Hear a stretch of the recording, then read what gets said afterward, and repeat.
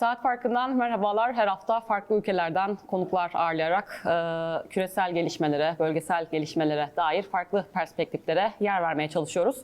Bu hafta New York, Abu Dhabi Üniversitesi'nden siyaset bilimci Doktor Monica Marks bizlerle bir konferans için İstanbul'a geldi kendisi ve gelmişken fırsatı değerlendirip yüz yüze bir sohbet gerçekleştirmek istedik. Kimdir Doktor Monica Marks? Orta Doğu siyaseti çalışan, bilhassa Tunus özelinde önemli çalışmaları bulunan bir akademisyen. Doktorasını Oxford'da 2011 devrim sonrası Tunus siyaseti üzerine yaptı. Doktora sonrası araştırmalarına bir dönem Harvard'da devam etti. Türkiye'de de yaşadı bir yıl kadar. Türkiye üzerine de akademik çalışmaları bulunuyor. Bu hafta biraz bölgeye dair son gelişmelere odaklanmak istedik. Monica Marks İstanbul'da iken. Hoş geldiniz. Hoş bulduk. Sağ olun. Nasılsınız? Thank you very much for your time. Well, your Turkish is pretty good. Sadece biraz konuşabilirim. Sadece biraz. So, okay, let's continue in English then. Okay, çok daha kolay. Sağ olun. Peki. So, Dr. Monica, I would like to start with this unfortunate war in Ukraine, Russia's military aggression and invasion in Ukraine. But I would like to look at the topic from a refugee perspective. You know, countries that were hostile to non-white refugees, let's say, have embraced Ukrainians following the Russian invasion. And this has exposed some racial disparities in refugee treatment. So a lot of comparisons are being made, criticizing the double standards in Europe's embrace of Ukrainians, as well as the Western media's coverage. So I would like to get your observations about the issue, and you're also very active in helping Ukrainians get out of their country and flee to other countries as well. So let's start with this. Sure, yeah, I had some extended family who were stuck in Kharkiv who managed to fortunately get out of Ukraine last week. It's a terrible situation there. And the balance, the tightrope that we have to walk is between prioritizing and recognizing the needs of Ukrainians and people of all citizenships and skin colors who are stuck in Ukraine right now on the one hand, while also recognizing the realities of, as you said, Feyza, discrimination and double standards on the other hand. Those double standards are very real. Eastern European countries have been infamous for their poor treatment of a lot of refugees of color. Whether they be refugees coming from the Middle East or from African countries. We know just last fall on the Polish-Belarusian border, there were refugees who were being used as pawns, stuck in the forest, freezing cold, sometimes beaten by cops. Terrible abuse is happening. Back in 2015, 2016, when throngs of Syrian people came through this country en route to European countries, we saw images of them getting kicked or attacked, actually physically, by people in Hungary or Poland or Eastern European countries. Things were terrible. So that's very real. And this crisis has made it clear that when European countries complain about simply not having enough space to take in more refugees, that's not true. They're lying. Obviously, yeah. They obviously have enough space. The question is, how much do they care? And it's very clear that Ukrainians are more of a priority. Now, does racism have something to do with that? Probably. But it's more than just race. It's more complicated than just race too, because you have to remember that for Poland, for Romania, for Moldova, neighboring countries, Ukrainians are their neighbors. They live right next door. You know, and it's a natural phenomenon to see in crisis situations where people who live immediately near you will care more, will prioritize your needs more than others. We also have to remember that this crisis in Ukraine, Russia's invasion, has hit Europeans in the World War II muscle. You know, these attacks are happening on cities like Kiev that were bombed by Germans in World War II. You know, so this feels like an existential threat, and it feels like a time where if Europeans don't band together and unite and feel this sense of fraternal connection, they could be threatened existentially. So both things are true at once. Okay, Dr. Monica, so from here, let's go to Tunisia. I would like to talk more today about Tunisia, since it's your country of expertise and you spend most of your time in Tunisia. And, you know, it's Tunisia, long hailed as the only success story of the Arab Spring, has faced a dangerous political and economic crisis since the revolution a decade ago. On July 25th last year, Tunisian Prime Minister Kais Saied fired the Prime Minister, the President fired the Prime Minister and suspended the parliament. And since then, things are not really going well, I guess, economically, politically. So some say it was a coup, some say no, it was not. So let's start, first of all, what was it? And more importantly, what do Tunisian people think? And second, of course, is the country that sparked the Arab Spring headed back to permanent authoritarian rule, do you think? 10 years have been wasted since the revolution? Yeah, I think we have to be careful about using the word permanent to describe any governmental situation, because as the Arab Spring revolutions of 2011 taught us, dictators who looked completely safe, completely entrenched, could also be toppled. To answer the first part of your question, Feyza, what was July 25th in Tunis? Was July 25th a correction of a dysfunctional course, or was it a coup? I think there's a growing consensus amongst Tunisians, especially amongst the vast majority of Tunisia's political parties, including political parties that supported Kais Saied on July 25th when he took all governmental powers into his own hands, and especially amongst civil society organizations in Tunisia too, that it was a coup. You know, when I compare my recent trips to Tunisia in July, August versus in January of this year, I noticed a huge change rhetorically in the language that Tunisians use to describe what happened. Most people were calling it very casually, very naturally in January, an inqilab, the Arabic word for coup. So there seemed to be a shift towards thinking about it as a coup. But it's important to remember that when Kais Saied gathered all of the governmental powers in his own hands on July 25th, the same day he shut parliament, he used military tanks to shut parliament. He wanted to declare himself prosecutor-in-chief. He took all the different branches of government into his hands with no meaningful checks and balances. Just in January, he moved to do more. In February, he shut the last remaining safeguard of judicial independence in the country, called the High Judicial Council. He's been using military courts to prosecute his opponents, including Tunisia's first democratically appointed president, Monsef Marzouki, who's now a political refugee in France, and he's a poster boy for Tunisia's nascent dictatorship. You know, we have to remember that when he took that decision, when he triggered this series of events on July 25th, a lot of Tunisians were actually happy at the time about what happened. And that's because for a decade after the 2011 revolution, the various governments, this musical chairs of different governments that Tunisia had, didn't deliver for people economically. So while Tunisia was able to give its citizens freedom of speech, yes, which was a real good that kept a lot of people out of prison, it kept a lot of people from being tortured, most Tunisians were not able to taste fruits from the revolutionary tree in their pockets, where it mattered for most. And Kais Saied played on that.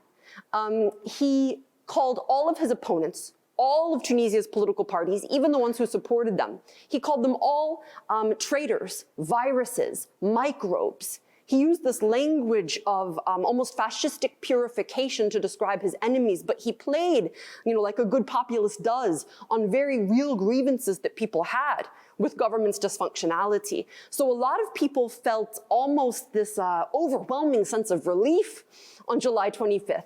When he closed parliament, a lot of Tunisians were telling me things like, well, good, throw them all in a basket and chuck them all in the sea. I don't want to see these people ever again. But now, 6, 7, 8 months on after what he did, most Tunisians are asking, okay, you've had your chance. What are you doing for us? And he has no economic plan. He's not dialoguing with anyone.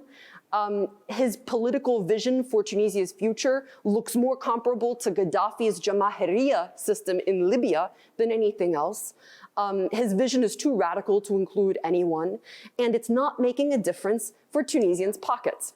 So it's not very promising. And Yeah. after Tunisia's example, actually, there's been some also pessimism about the broader Arab Spring, like nothing has been achieved. It is like, you know, the end of the Arab Spring. So we are back to a pre-Arab Spring situation again. So what's your take on that? Where do you see the region after more than a decade now? How would you compare before and after the Arab Spring in terms of political and economic gains? Yeah, you know, the harsh reality is that the hopes that so many people across the region, especially young people, had in 2011 for a brighter future have not materialized. In fact, many countries in the region are doing worse now than they were before. When you compare Sisi's dictatorship in Egypt, for example, to the dictatorship of the pre-revolutionary leader Hosni Mubarak, it's very clear that Sisi violates human rights on a much larger scale, even than Mubarak did. The situation is terrible for journalists, it's terrible for political pluralism, it's not delivering for most people economically either, but it's important to say that it's important to recognize that the experience wasn't entirely wasted. What a lot of countries gained was an experience with the political courage of trying out different systems. Whole generations were shaped by these hopes. Tunisia, of course, went farther than any other country in the region in establishing, weaving painstakingly the fabric of creating democratic institutions. I think one of the most shocking things in Tunisia right now is to recognize that even after more than a decade of sitting down together, inclusively weaving that fabric together of those democratic institutions, one man acting alone can incinerate it all so quickly. So, you know, your question, Feyza, it's a question that hits very deep, I think, in a lot of people's hearts and stomachs throughout the region.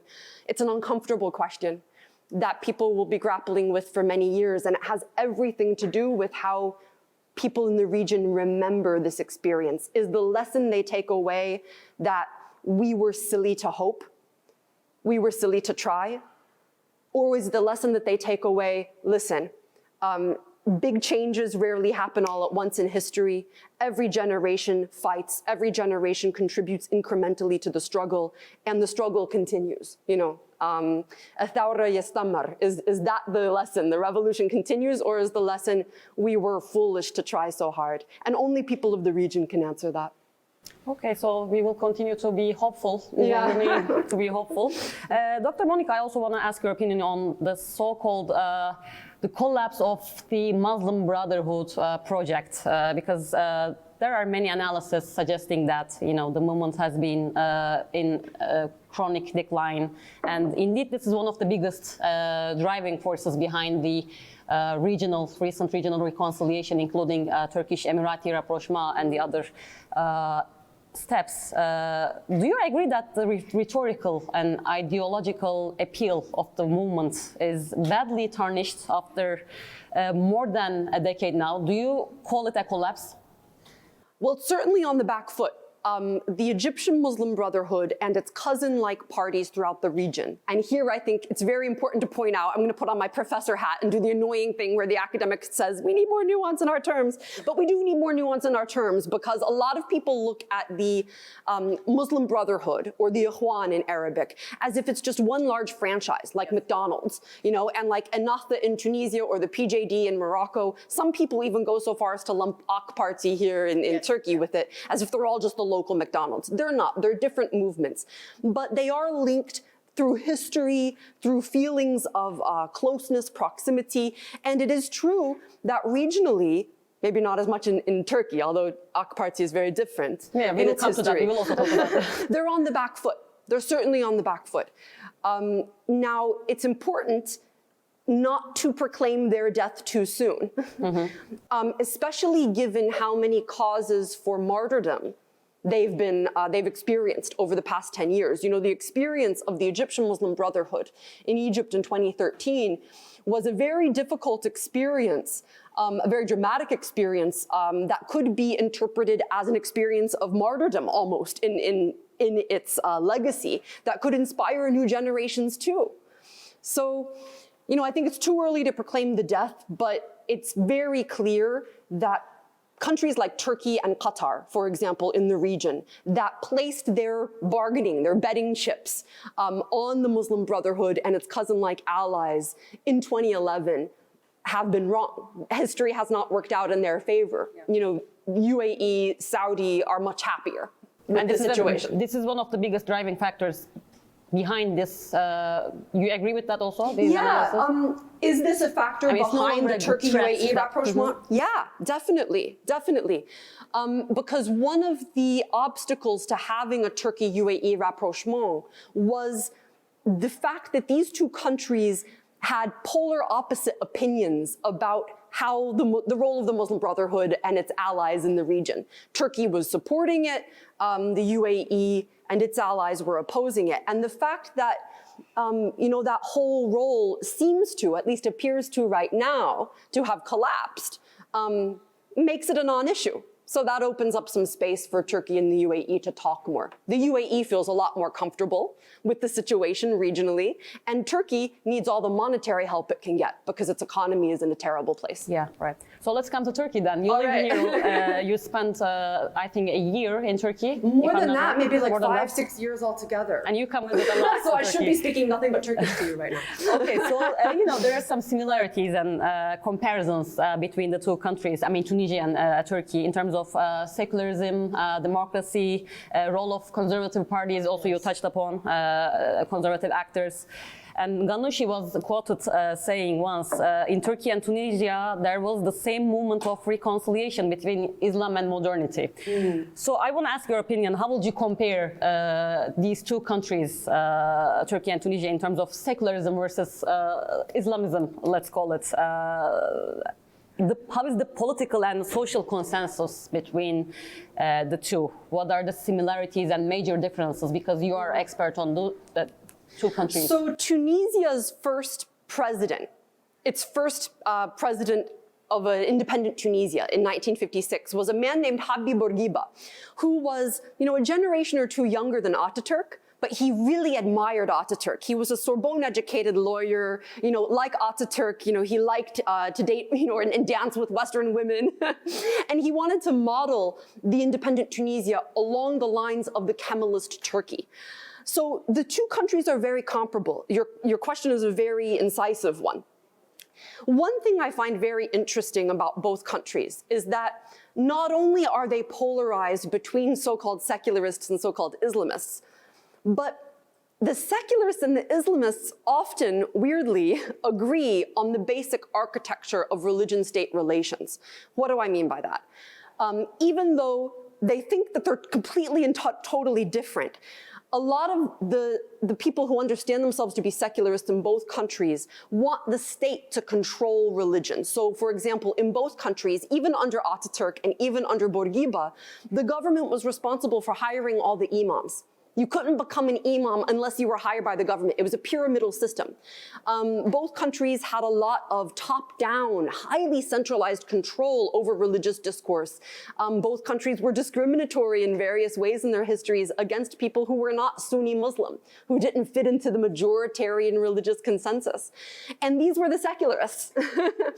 And then sometimes in both countries' histories, the Islamists have been sometimes less Islamist than you would imagine them to be too. So, for example, as scholars, we often understand Islamists to be people who want Sharia law, people who want a complete meshing between religion and state. But oftentimes in both countries' histories, not always, and things have changed a lot in Turkey over the years, but often the Islamists in these two countries don't want really Sharia law in the constitution. In Tunisia, for example, the Ennahda party, which is a so-called Islamist party in Tunisia, it hates that word. It thinks that that's a really discriminatory, negative word. It calls itself Muslim Democrat. But they rejected putting the word Sharia into Tunisia's post-revolutionary democratic constitution.